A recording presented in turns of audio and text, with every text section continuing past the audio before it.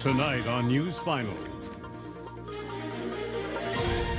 4 Canadian soldiers and a reporter are killed in Afghanistan. Will Vito Rizzuto have the opportunity to come home to bury his son? And the picks have been made. Canada has chosen its Olympic men's hockey team. From the Global Montreal studios, News Final with Amanda Jelowicki. Good evening. Amanda's off tonight. I'm Peter Anthony Holder. This has been a very deadly day for Canadians in Afghanistan. 5 people have been killed by an IED, 4 Canadian soldiers, and a CanWest reporter from Calgary. Michelle Lang became the first Canadian journalist to die in the conflict. Global's Francis Silvaggio has the story. Michelle Lang arrived in Afghanistan full of passion and excitement. The tendency is sometimes to do the military story only. She was not going to do that. She wanted to push the envelope in terms of other things and bring the sort of Afghan story to Canadians. That's what she was trying to do when she left Canada's provincial reconstruction base in Kandahar with a convoy of Canadian soldiers. The soldiers were conducting a community security patrol in order to gather information on the pattern of life and maintain security in the area. The journalist was traveling with them to tell the story of what Canada's soldiers are doing in Afghanistan. Unfortunately, her story and that of 4 of the soldiers she was traveling with was cut cruelly short at the hands of a roadside bomb. Veteran journalist Matthew Fisher was shocked at the news.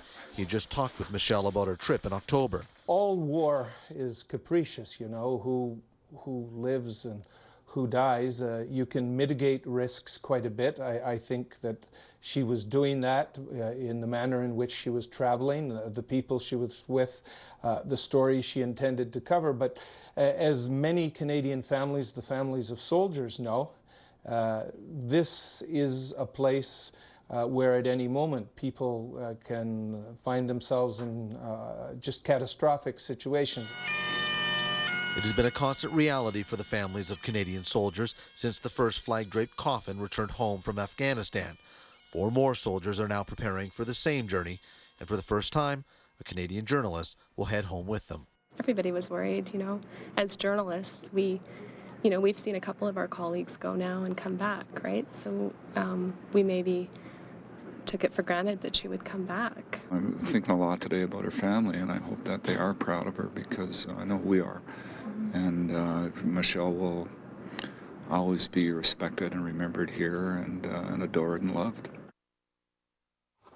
With the Rizzuto family preparing for the funeral to bury their eldest son, speculation is abuzz over whether Montreal's godfather will attend it. Vito Rizzuto remains in an American prison, but technically, he could be granted permission to come to Montreal for the service. And if he did, it would cause a media and police circus. Lisa Fazette has more. The brazen hit on the son of Montreal mob boss Vito Rizzuto has the family preparing for a funeral. So will he be allowed to leave the maximum security prison in Colorado he now calls home to lay Nick Jr. to rest? If so, it would be the Mafia Funeral of the decade in Quebec. But a spokesperson for the U.S. Federal Bureau of Prisons told Global that's the warden's decision. No one within that office could say if Rizzuto has put in a request. Criminal lawyer Robert Lahaye doesn't think Rizzuto will be allowed across the border. He would have to make a petition at 2 levels. First, the penitentiary authority, and second, the customs. Getting Rizzuto from Colorado to Montreal wouldn't be easy. Federal marshals would have to escort him. Once in Canada, the RCMP, SQ, and Montreal police would take over his security detail, and Rizzuto would have to foot the bill. They would have to organize, the family would have to organize the security. Safety would be a big concern for police.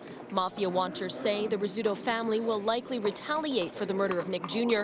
This expert says he wouldn't be surprised if the order came from Vito Rizzuto himself. I think he's involved in the organization still, you know, and he's going to have his say. There's also a fear of another hit. 2 of Rizzuto's former business partners have been targeted in the last year.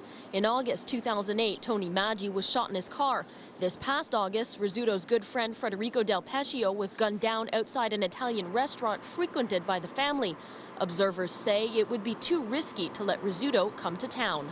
When you look back at organized crime in the United States with the Bonanno family, the Gambino family, the Lucchesi family, you can't predict what's going to happen. But there is one other option. What I think that would be more possible to obtain for him would be to assist at the funerals through video, through a video live while it will occur in Montreal. There's still no official word on when Nick Rizzuto Jr.'s funeral will be held. Lisa Fazette, Global News, Montreal. A gruesome discovery in Buckingham, Quebec this afternoon. 3 bodies were found in a home. The small town is about a half an hour from Gatineau. Police were called to the house at around 2 o'clock this afternoon. There they found the body of a man in his 60s. 2 women in their 40s were also unconscious. When authorities arrived, they were declared dead at the hospital. Police say there are no immediate indications of how the victims died. None of the 3 have yet been identified.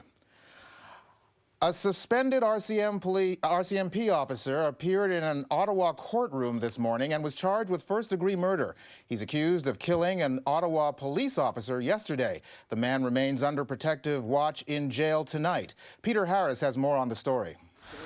Hiding in the back of a cruiser, the suspended Mountie accused of stabbing police constable Eric Tapnick to death arrived at the court just over 24 hours after the brutal killing in front of an Ottawa hospital.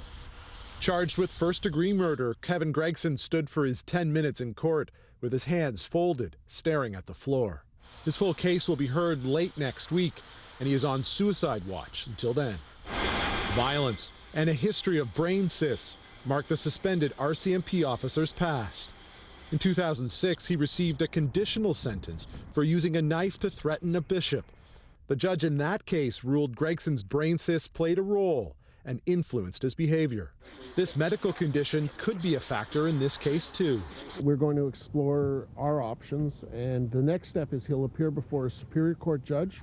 Only a Superior Court judge can grant bail, and bail can be everything from a full release or some conditions. Global National has learned of Gregson's fascination with weapons. He wrote on Facebook he believed in peace through superior firepower, and followed a blog from a consultant in the U.S. offering courses in how to conceal weapons. At police stations across the capital, signatures filled books of condolence. I look at the news and I couldn't believe it. I stayed home all day. I couldn't even believe it because me and Eric were so close together. Alain Demers worked with Eric Tapnick moving furniture for nearly 20 years and saw his friend write his police exams and live out his dream. Kent and Eric was a big lad. He was over 6, maybe 6'4", 6'5", Eric. And I used to see Eric, this end is pretty heavy, and he come and he lift right up. He was a good man, very good man. I work with him and I miss him a lot. Judging by the hundreds of emails that have been pouring in, a lot of people will be missing this fallen police officer. There's a memorial planned for next Thursday at the hospital where he died, and on the same day that his accused killer is back here in court. Quebec's Liberals will reveal its amendments to Bill 104 before the start of the next school year. Canada's Supreme Court ruled the law unconstitutional last October. Bill 104 was originally passed by the PQ government to close what they called a loophole which allowed children to attend English schools. Now the Charest government says it will work quickly to get a similar law back on the books. It's aimed to having the new law in place by the end of the summer. Joanne Wafer is a teenage goaltender who plays midget B hockey. Now, recently, she was moved by the plight of another young player, Marc-André Imonde. Last month, Marc-André was left paralyzed from the neck down after being pushed into the boards during a game in Pointe Claire. It's not sure whether he'll be able to walk again. Joanne organized a fundraising hockey game at the Dorval Arena to raise money for Marc-André and his family, and by all accounts, it's been a success. And I decided to do it because I know that we all play hockey and it could happen to anyone, so I want to help his family out in this tough time. The response to this has been amazing. People have contacted her, lots of people wanted to play, and it's just been a great fundraiser. And as well, Marc-André's, one of his coaches contacted her. He had found out about it. She put it on Facebook. And we're just really proud of her. A lot of people have rallied around Joanne's cause. The city of Dorval agreed to rent her the ice time at half price. The players pitched in and paid the rest. Donations came in from companies and hockey associations. All the money raised will be going to the Imon family. Certainly a lot of goodwill going around, and all started by a 16-year-old girl. Well, coming up on News Final, which NHL stars will represent Canada in February? The selections were announced today for the men's hockey team at the Vancouver Olympics. A milder flow is gradually bringing temperatures back into the seasonal range. However, it's also bringing some precipitation. I'll let you know how much snow we'll get on New Year's Eve and beyond coming up.